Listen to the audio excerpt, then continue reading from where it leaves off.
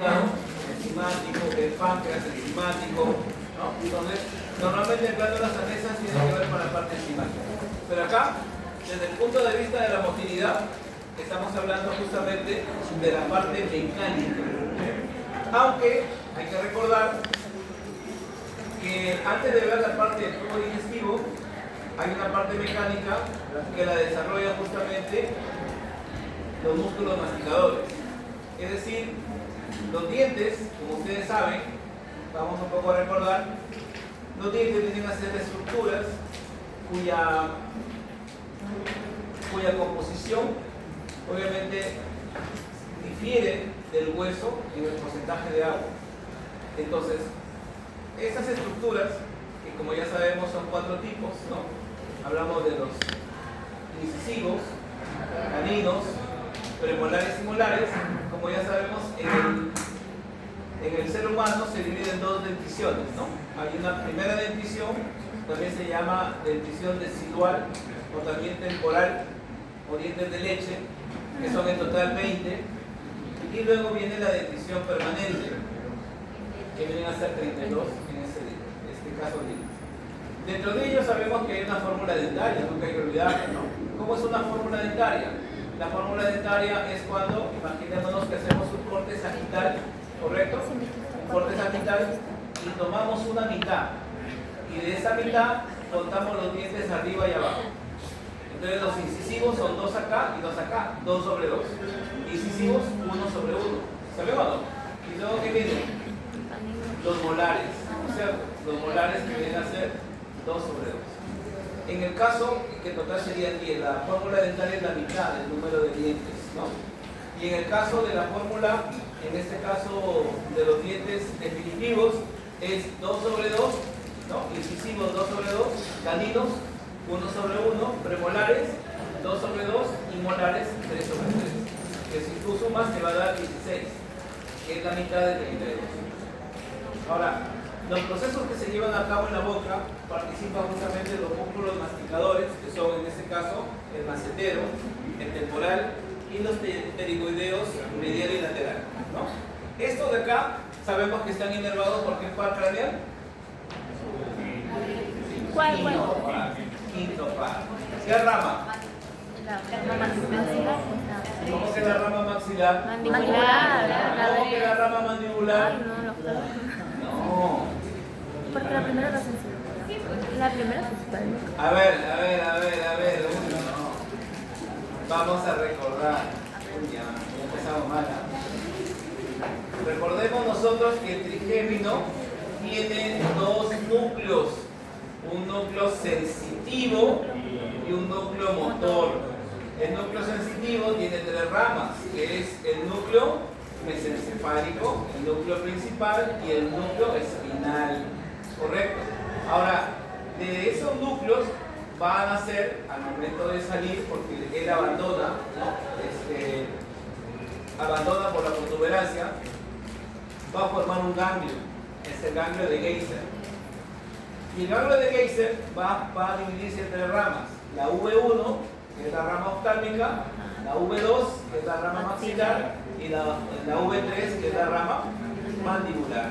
Pero son ramas sensitivas. La rama motora acompaña a la V3. Así que acá la respuesta es rama motora, nada de que V3, no de acá que no no. ¿Ya? Es la rama motora, ¿ya? Que acompaña a la V3. ¿Ya? Eso da a inervar a los músculos masticadores. ¿Correcto? Entonces, obviamente son los encargados de movilizar, en ese caso, la mandíbula, ¿no? Para desarrollar este movimiento. Otro tema motor es la deglución, porque hay que recordar que una vez que se inicia la formación del bolo alimenticio, ¿no?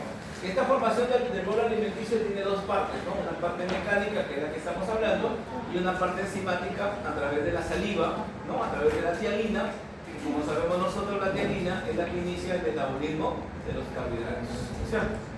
Ahora, este bolo alimenticio tiene que pasar a la faringe. Y justamente en el momento en que este bolo va a pasar a través del istmo de las fauces, justamente se lleva a cabo este fenómeno mecánico llamado deglución. que como vamos a ver, tiene fases. Y luego de ello, entra recién al esófago, en donde ahí ya empieza a verse las llamadas ondas mecánicas, que son ondas de transporte, sobre todo cuando pasan desde el esófago hasta el estómago, porque hay una larga trayectoria, ¿no?, para poder llegar justamente a la parte más dilatada que viene a ser el estómago.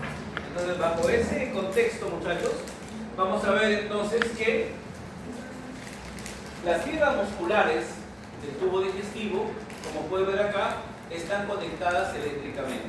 Y están conectadas, ¿por qué? Porque justamente tienen unas uniones. Como ya sabemos nosotros, entre célula y célula siempre aparecen, por ejemplo, desmosomas, hemidelmosomas, que en el caso del tubo digestivo se llaman uniones intercelulares en hendidura, así se llaman estas uniones.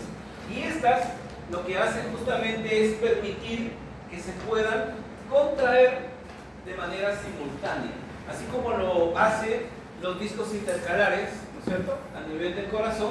Acá también van a tener que contraerse, pero en este caso lo hacen de manera localizada, pero por segmentos, para ir en el sentido de la gravedad, llevando este bolo alimenticio. Ahora, cuando ocurre esta contracción, recuerden que hay una onda primaria. La onda primaria es la que inicia, es así como el nodo sinusal, inicia justamente este mecanismo, y luego van a haber obviamente unas ondas secundarias. Sin embargo, aquí cambia la cosa, porque acá, digamos, hablamos de unas ondas lentas, que las ondas lentas, como ves ahí, tienen un determinado voltaje, que va en este caso de 5 a 15, en este caso milivoltios, ¿no? Y la frecuencia de 3 a 12 por minuto. Es lento eso de acá. Y como puedes ver, estas se van a presentar a nivel del cuerpo del estómago, ¿no?, cuando ya estamos en la fase gástrica, o a nivel del duodeno, ¿no? Entonces acá el extremo de esa frecuencia a nivel del estómago digamos, es el extremo menor, y a nivel del duodeno es el mayor extremo, definitivamente, porque aquí ya aparecen en este caso otras secreciones.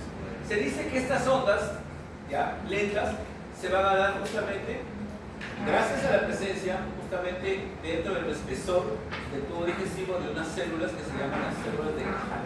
Entonces, estas células de Cajal son las responsables de estas ondas que, como te dije, por el voltaje se le denominan lentas.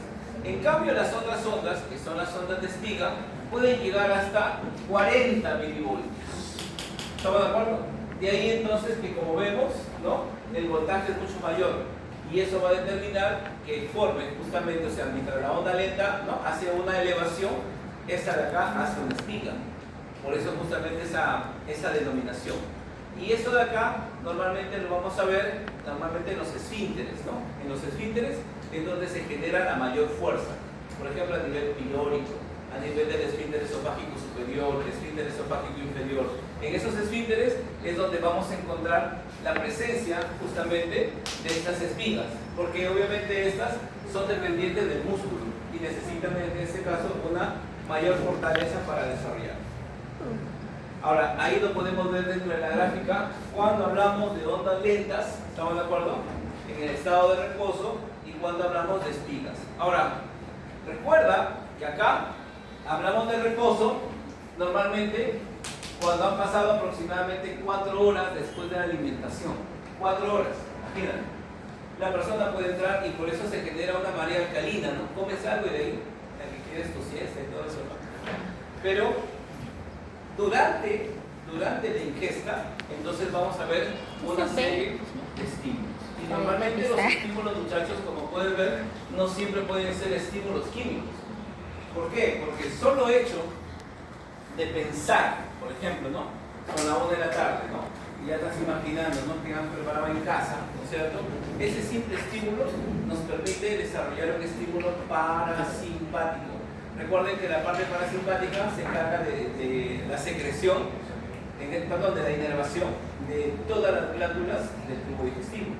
Entonces, ese es un estímulo parasimpático. El que puedas oler la comida es otro estímulo. ¿Por qué? Porque cuando uno huele la comida, muchachos, ¿qué sucede?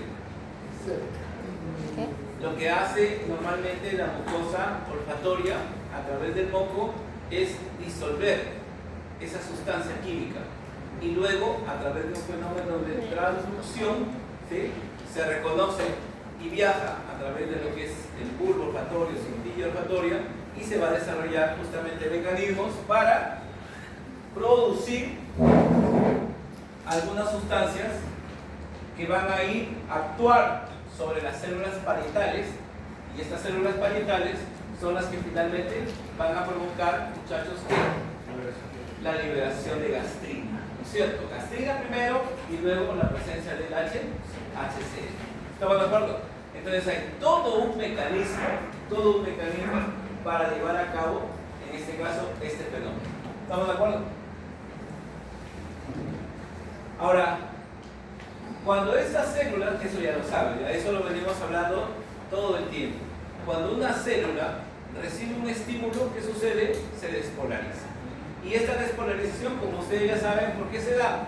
Por la entrada de ¿qué? De sodio. ¿Te acuerdas o no? Se abren los canales de sodio, ingresa y van a cambiar las cargas. Entonces eso se llama despolarización. Y obviamente esa despolarización va a terminar justamente con un cambio en la longitud del músculo. Recuerda que estamos en el tema de motilidad. Muchos de estos músculos están relacionados, por ejemplo, imagínate el nivel de la vesícula. La vesícula produce alguna hormona difícil, pero sí almacena ¿qué? Bilis. Almacena bilis. Entonces necesitamos su liberación. Y esa liberación es a través de la colecistocinina, que es la que va a contraer ese músculo. Entonces tiene que haber un fenómeno de despolarización para poder desarrollar, en este caso, ese fenómeno.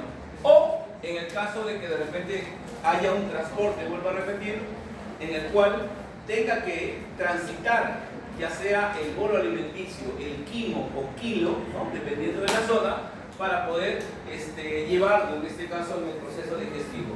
Y así como un músculo, en este caso, se puede estimular, tiene que relajarse. Y a ese fenómeno se llama, en este caso, repolarización, ¿correcto? Que en este caso, al ser el estímulo cambiado, se le llama hiperpolarización. ¿Ya? Hiperpolarización. Ahora, aquí recordemos que esta contracción normalmente no es como el músculo esquelético, ¿no?, donde para desarrollar un movimiento se desarrolla también una despolarización, pero luego entra en una etapa de reposo. Normalmente en el tema digestivo no termina hasta que no finalice la digestión. Entonces tiene que haber una serie de estímulos continuos, por eso se dice que acá esta contracción es continua y el estímulo va a estar ahí permanente. De ahí que normalmente lo que sucede es que cuando ocurre la digestión hay un secuestro de sangre de la parte de las extremidades, ¿no?, superiores e inferiores, se lleva un secuestro hacia la parte digestiva. Y muchas veces puede haber un secuestro de la parte central, y de ahí que te pueda producir ese famoso sueño postprandial, ¿no?, o la llamada marea alcalina que se le llama. Pero es gracias a esto, ¿no?, a que esto tiene que ser continuo hasta que demore la digestión, sobre todo si es consumido líquido, ¿no?, que son justamente las biomoléculas que demoran más tiempo dentro de lo que es el proceso digestivo. ¿Ya? Ahora, los estímulos van a venir ¿de dónde? Nosotros ya sabemos que el tubo digestivo tiene 4 capas: la mucosa, la submucosa, la muscular. Si es por encima del diafragma, es adventicia. Si es por debajo del diafragma, se llama serosa, porque ahí va a ser el peritoneo. Entonces, ¿qué sucede? En la capa submucosa, acá está la capa mucosa, muchachos, donde está obviamente el epitelio, ¿no? Pero en la submucosa nosotros encontramos a un plexo, el plexo de Meissner, ¿cierto? Y ese plexo de Meissner lo que hace es regular toda la secreción glandular.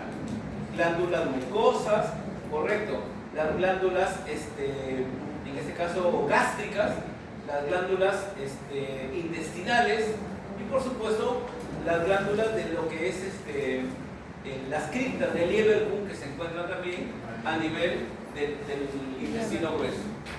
Pero en la capa muscular hay otro plexo. Esta es la capa mucosa. y que es el plexo de Habermas, ¿no es cierto? Es el plexo mientérico que lo que hace es regular ese movimiento, ¿no es cierto?, que nosotros llamamos peristaltismo. Y como pueden ver, vamos a ver que a esa parte digestiva normalmente llegan terminaciones del sistema nervioso autónomo. A la cabeza, el simpático. Recordemos que el simpático también se le llama ¿qué? Craniosacro. Recordemos que en la parte craneal eran 4 pares craneales que tenían terminaciones parasimpáticas, que era el tercer par, el séptimo, el 9 y el 10. El tercer par iba ¿a dónde?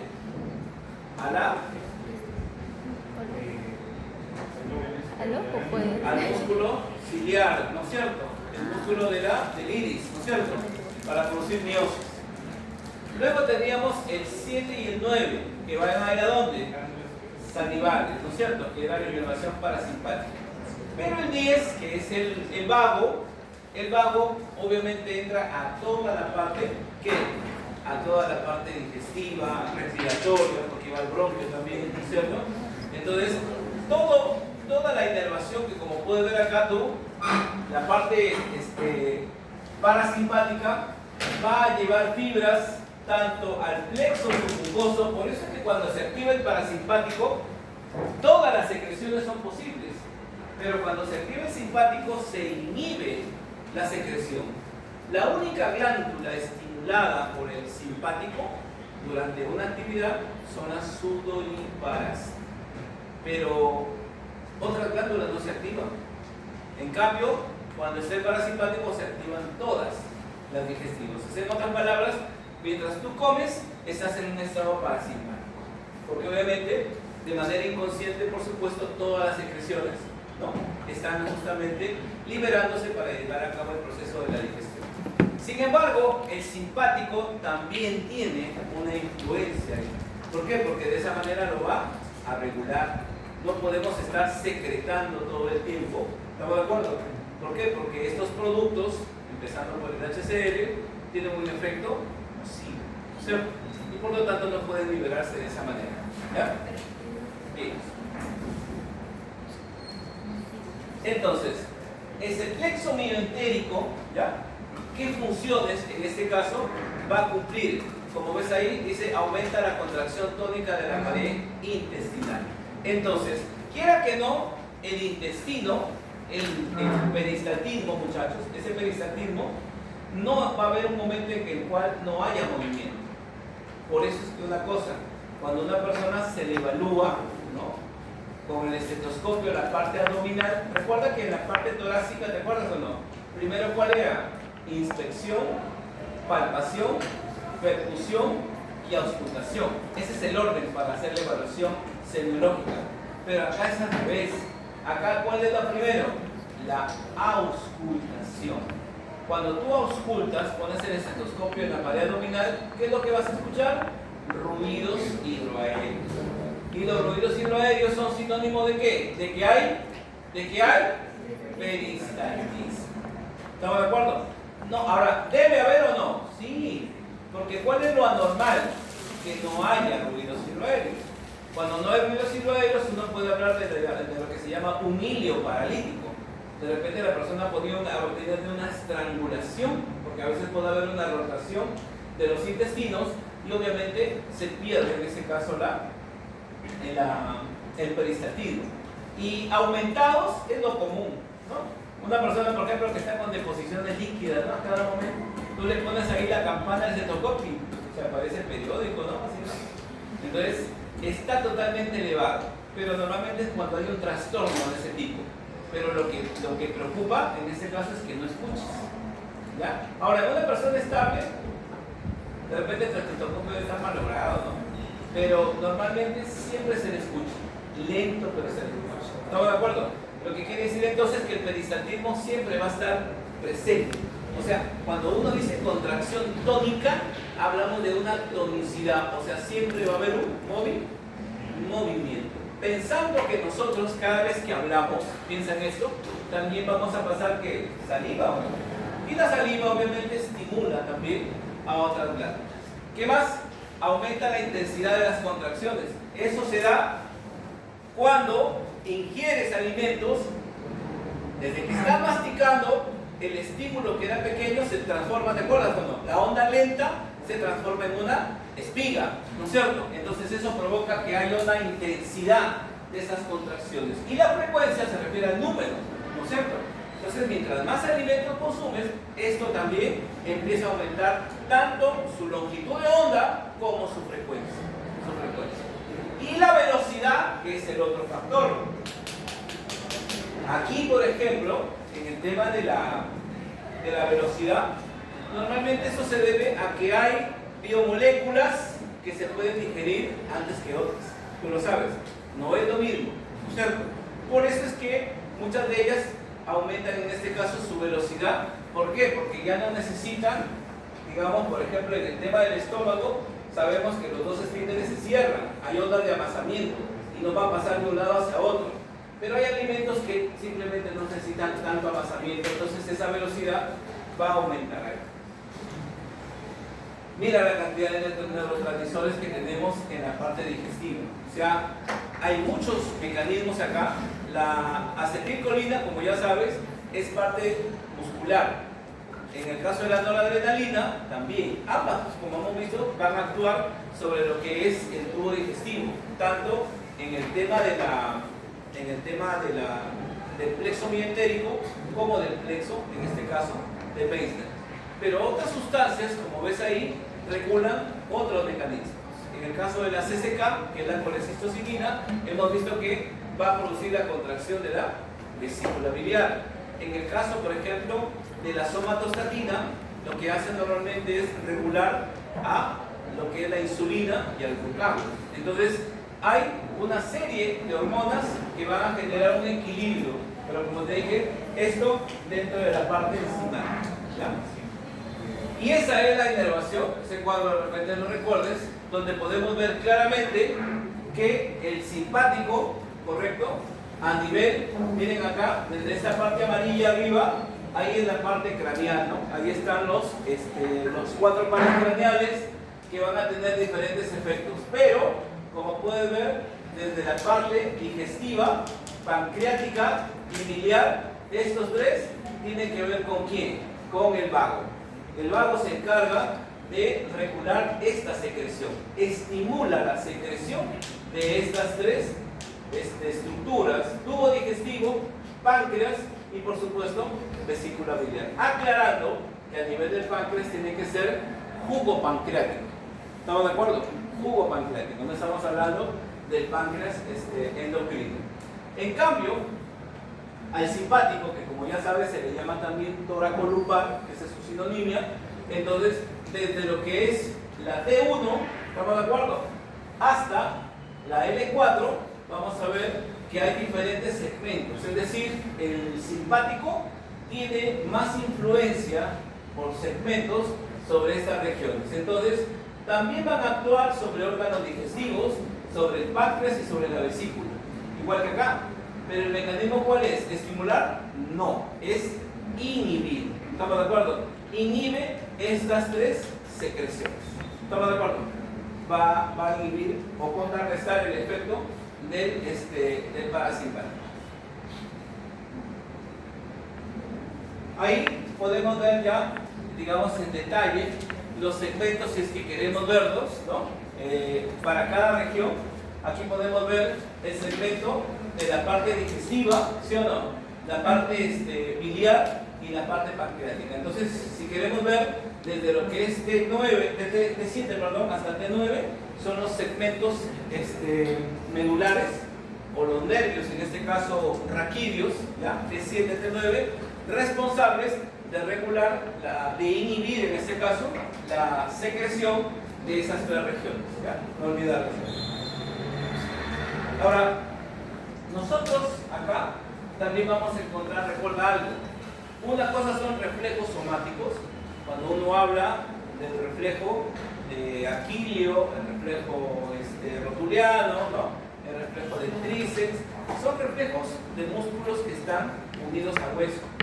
A eso se llaman reflejos somáticos. Pero aquí nosotros vamos a ver que estos son vísceras. Por eso se llaman reflejos autonómicos o también se llaman reflejos viscerales. Entonces vamos a ver diferentes acá mecanismos, ¿no? El reflejo de la defecación, que obviamente es el reflejo más común al finalizar todo este proceso digestivo, ¿no es cierto? Pero también vamos a ver que hay reflejos, por ejemplo, a nivel de la unión entre lo que es el colon y el ilio.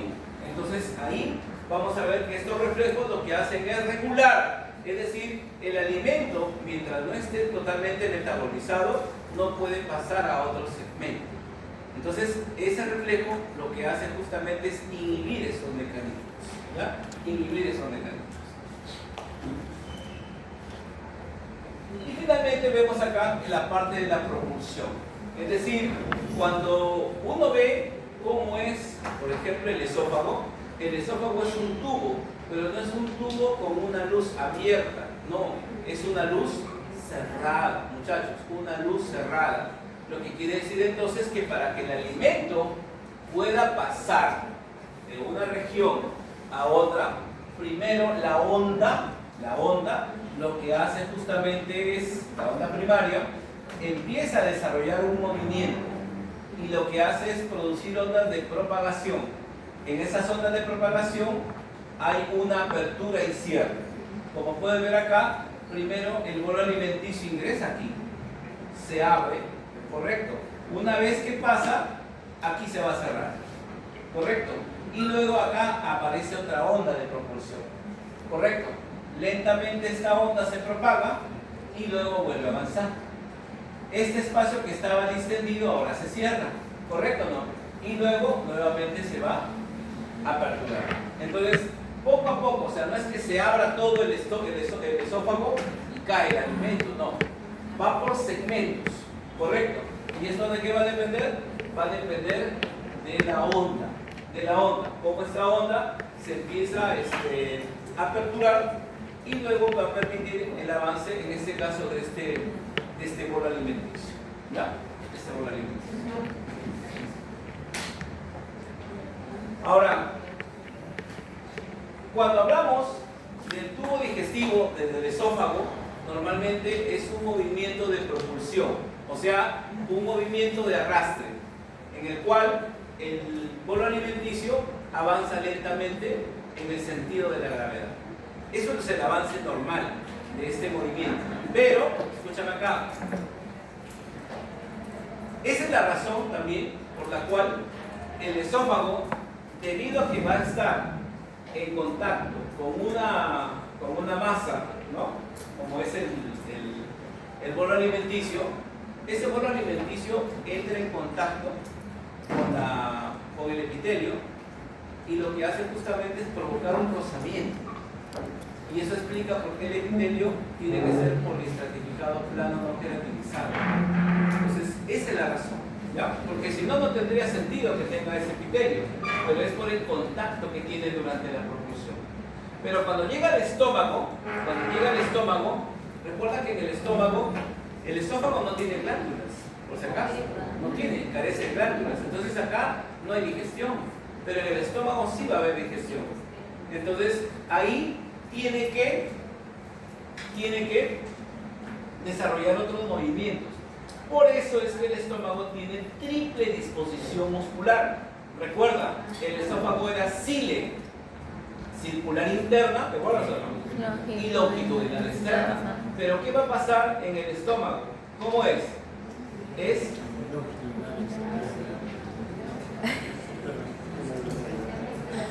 el estómago, longitudinal interna, externa y circular media.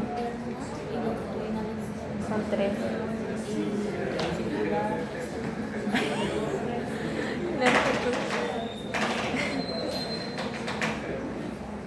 No, está bien, es longitudinal.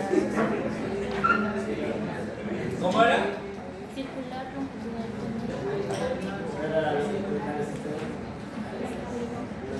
Longitudinal interna, externa y circular. Así es. Solo es circular media.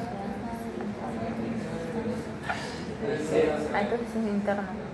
Era oblicua interna, circular media y longitudinal externa. De esa manera. Esa era la disposición. Y la idea de que tenga triple disposición era ¿por qué? Porque justamente va a haber esta zona de amasamiento. Es decir, ahora ese bolo alimenticio va a entrar en contacto ¿con quién? Con el HCl. Ahora, ¿y por qué con el HCl? ¿Qué hace el HCl?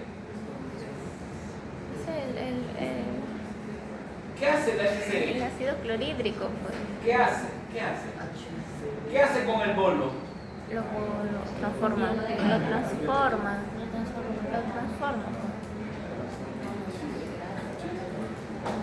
Lo transforma en quimo. En el estómago en quimo. Sí, en quimo.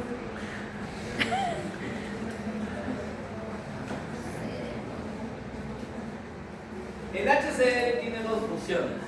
La primera, ¿cuál es?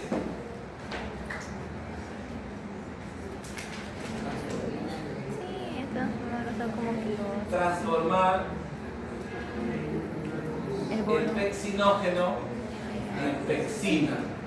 Que sabemos nosotros que la pexina es la forma activa, ¿no es cierto?, de esta enzima que inicia el metabolismo de las proteínas. Esa era una función. ¿Y la otra?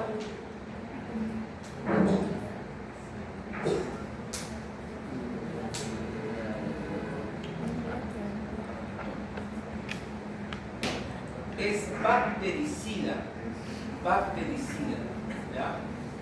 De ahí que justamente por ese mecanismo, recuerda que es un ácido, y normalmente recuerden ustedes que un ácido es corrosivo, por eso es que dicen que también inicia la putrefacción de las carnes. Recuerden que las carnes son proteínas. Entonces, pero es por la pexina, ¿no?, que también contiene justamente, decía, esta activación, ¿no? Pero el HCl cumple con esas funciones. Entonces, ese mecanismo no es inmediato, demora. Entonces, ese alimento constantemente tiene que estar rotando dentro del estómago. Y para que eso ocurra, tiene que haber estos movimientos de mezcla, ¿correcto? Y estos movimientos de mezcla son los responsables justamente de desarrollar que todo ese bolo alimenticio ahora sea degradado. Y ahí, al finalizar el proceso, ya se le va a llamar quimo. Pero el quimo es el producto final de todo ese proceso enzimático que se dio durante esta fase. Pero vuelvo a repetir, ahorita lo estamos enfocando desde la parte mecánica, desde la parte del movimiento, nada más, desde los movimientos. Ahora, como pueden ver acá, dentro de esta región, vamos a ver que hay una rica vascularización. Es decir, el desarrollo de estos movimientos, recuerda que es músculo, ¿no? Y como músculo necesita ¿qué? Necesita nutrientes en este caso, ¿no? Que lo hacen a través de las arterias mesentéricas. Tanto la superior como la inferior van a irrigar a todo ese marco colónico, al colon, y también a la parte de las asas intestinales. Más arriba, si es que queremos vernos nosotros, más arriba está lo que se llama el tronco celíaco. Y el tronco celíaco se encarga de irrigar a la parte gástrica, ¿no? Acá, ya sabes ¿cuáles son las ramas del tronco celíaco? La gástrica izquierda, hepática común y esplénica. La esplénica, ¿qué más? Hepática común común y la gástrica izquierda. Y la gástrica izquierda, ¿también llamada? No. Estomática. Así es. Entonces, como podemos ver entonces, más arriba el tronco celíaco se encarga de irrigar a la parte gástrica, pero lo que vemos acá es para la parte intestinal. Vuelvo a repetir, intestino delgado, intestino grueso, que obviamente como ramas directas de lo que son la aorta abdominal, se encarga de generar una rica vascularización. Y aquí viene el tema, Por eso es que cuando una persona llega, ¿no?, y en emergencia, el clásico dolor, acuérdense de eso, todo dolor en fosa ilíaca derecha, siempre me tiene que llevar primero a descartar que apendicitis, porque es quirúrgica. porque no se puede colocar analgésicos. Es la parte más macabra de la carrera, que la persona está que se muere de dolor, pero tú no le puedes poner analgésico. ¿Pero por qué? Porque como tú no lo vas a operar, lo vas a referir. Y el cirujano, ¿qué es lo que quiere? Encontrar ese dolor. Qué maldad, ¿no? Pero es la manera más rápida, ¿no? ¿Por qué? Porque el diagnóstico se hace con tomografía. Pero a veces por el engaño que pasa siempre, ¿no? Sácate una ecografía. En la ecografía no es, por si acaso, no es de lleno, no es el examen diagnóstico, o sea, de imagen. Es la tomografía, pero imagínate, ¿no? Entonces, ¿qué es más rápido que la tomografía? El examen clínico, nada más. Y en ese examen clínico, si uno lo hace correctamente, se llama la escala de Alvarado, en el cual la escala de Alvarado te da puntuaciones, ¿no? El dolor. Otra puntuación, empezó aquí mi dolor, aquí, evoca el estómago y después de unas horas ya está acá. Eso se llama migración del dolor. El otro, fiebre, ya va otra. El otro, que no quiera comer, ¿no? Hiporexia se llama eso, no quiera comer. Doctor, me duele porque estás ahí, ¿no? Doctor, una papita, o sea, está con hambre, ¿qué va a hacer apendicitis? No, enfermo que come, no, ya saben ustedes, ¿no? Entonces, si la persona tiene hambre, eso, la hiporexia es el primer indicador de una apendicitis, ¿ya? Y por supuesto un hemograma y todo eso. Entonces, pero si es un niño, ahí viene el tema, niño o mujer con un dolor acá, obligatoriamente le tienes que pedir examen de orina, porque te va a fastidiar el cirujano. Y le sacas, porque dice, pero examen de orina, ¿para qué? Sácale nomás, ya, eso ya está ahí. Porque si tiene infección urinaria, maneja la infección urinaria. Es lo que tiene una infección urinaria. En niños, sobre todo, es infección urinaria. ¿Sí? Pero ya sabes, no se le puede poner ningún analgésico. Llega el cirujano, le evalúa, ¿no? Así fatal, ¿no? Y encuentra el dolor, listo, canta. Sí, se va a pasar a sala. Pero además hay otro cuadro que se llama adenitis mesentérica. O sea, persona que hace 3 semanas empezó con un cuadro respiratorio, su gripe, ¿no? Se le inflamó las amígdalas, tanta vaina, y que luego de 3 semanas desarrolla un dolor ahí. Es más complejo. ¿Por qué? Porque al ser mesentéricas vamos a encontrar un problema a nivel de la arteria. ¿Y eso qué puede provocar? Que si la arteria se ve afectada, no va a haber una adecuada irrigación. Y si no hay una adecuada irrigación, hay necrosis. Y eso es fatal. ¿Me entiendes? Entonces la adenitis mesentérica es más agresiva. O sea, hay dolor, hay fiebre, ¿estamos de acuerdo? Pero acá lo que manda definitivamente es el examen de imagen. El examen de imagen es lo que manda ahí. Ahí sí podemos hablar de ecografías. Por eso se le menciona esto, ¿no? Solo es siempre un dolor localizado acá. O sea, no puede salir hasta no descartar que sea una apendicitis. Pero como te dije, la apendicitis tiene una escala clínica que se llama escala de Alvarado y uno tiene que saberse la referencia derecha. Oye, ¿cuándo tiene escala de Alvarado? Y dice, ¿quién es Alvarado? Ah, ya. Entonces, si no sabes eso de ahí, te van a... Sí, correcto, sí. Puedes decir, no, sáquese una ecografía. No. Clínicamente se tiene que demostrar eso de acá. Y acá, dentro de lo que es esta motilidad, podemos ver, miren acá, que recuerden ustedes, dentro de lo que es el intestino, ¿estamos de acuerdo? Dentro de lo que es el intestino, existen justamente modificaciones que aumentan la superficie de absorción. Y dentro de esa superficie están las vellosidades, las microvellosidades. Entonces, aquí estamos hablando de una vellosidad. Una vellosidad es como un dedo, ¿no? Es como un tapiz con dedos, ¿sí? Esa elevación, como ves, presenta una rica vascularización. Esto de acá. Y en la superficie están en este caso, los enterocitos. Y esos enterocitos presentan justamente unos cilios. y a esos cilios se les llama microvellosidades. ¿Correcto? Ahora, esta de acá, aquí no la adelantamos mucho, pero estas vellosidades normalmente lo que hacen, digamos, es para, en este caso, distinguir. Cuando tú dices, oye, ¿cómo se divide el intestino grueso, el delgado? Duodeno, yeyuno, ilio. Pero no hay un límite anatómico. No hay límite anatómico. Entonces, la diferencia parte sobre el número, eso no te olvides, sobre el número y el tamaño de las vellosidades. La parte central, o sea, el yeyuno, es la zona que tiene, acuérdate, vellosidades abundantes y alargadas. ¿Correcto? Abundantes y alargadas. Por eso es que el yeyuno se convierte de las tres regiones en la cual se va a llevar la mayor parte de la reabsorción. ¿Ya? Entonces, ¿por qué hay mayor reabsorción en el yeyuno? Porque presenta el mayor número, ¿cierto?, de vellosidades y además que estas están alargadas. ¿Ya? Alargadas.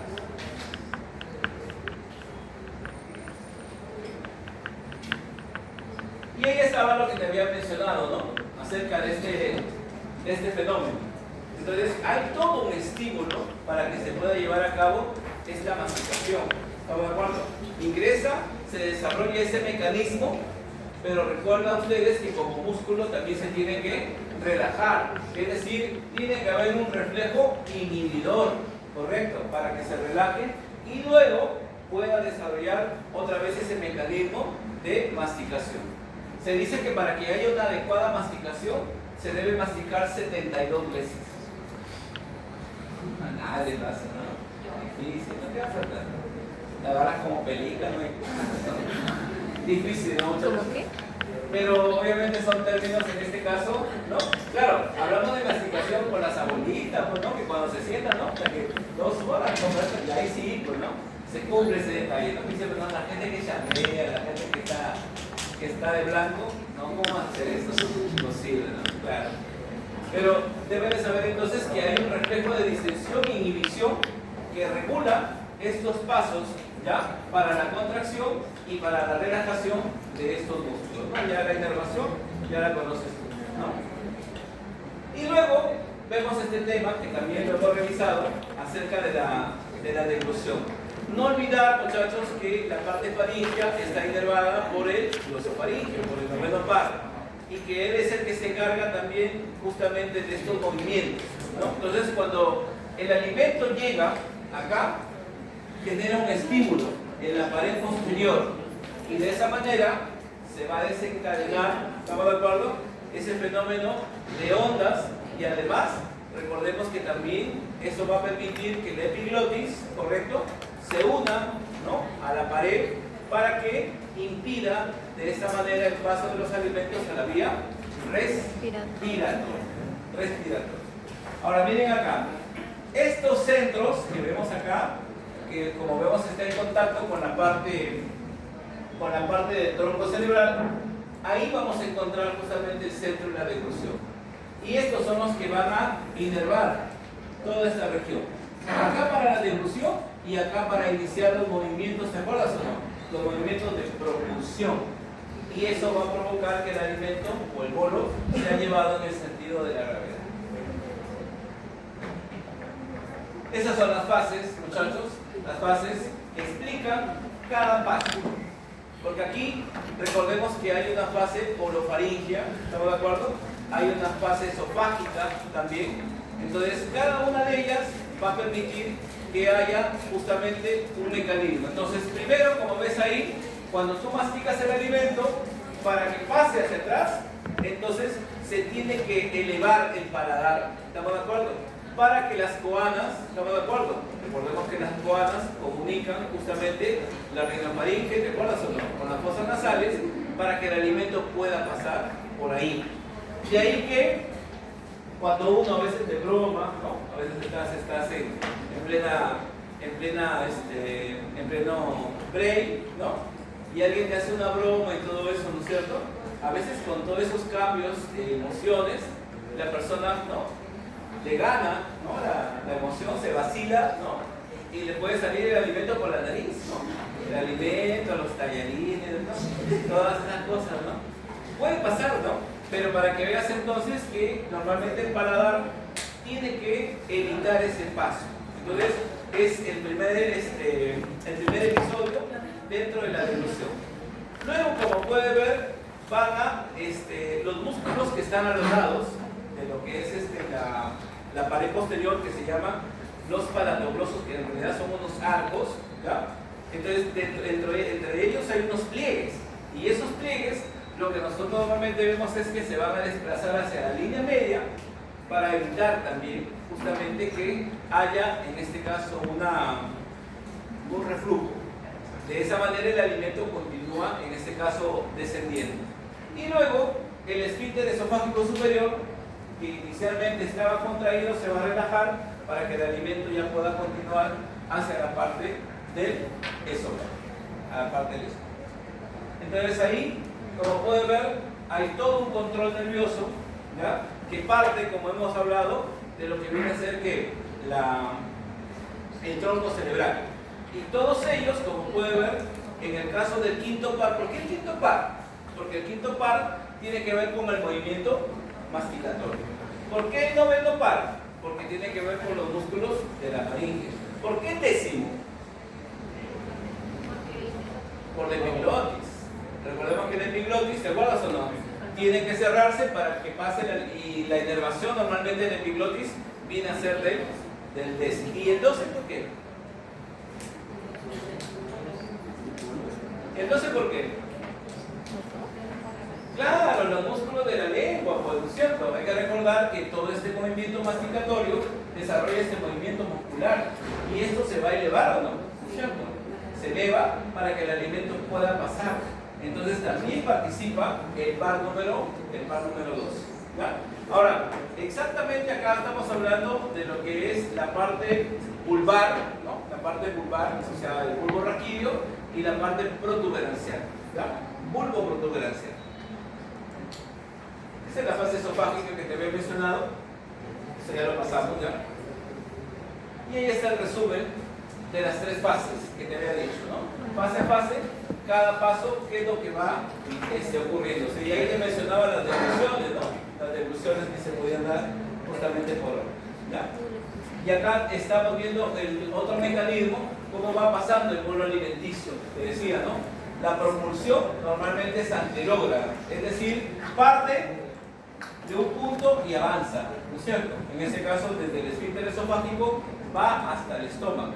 Y acá está justamente la inervación, tanto simpática como parasimpática, que ya lo hemos hablado, y que justamente la parte parasimpática parte del vago, ¿no es cierto? Parte del vago, tanto para la inervación de la vía digestiva, del tubo digestivo, perdón, de la vesícula biliar y del páncreas exocrino, ¿ya?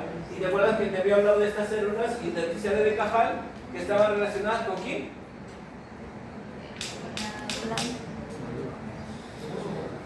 Peristaltismo.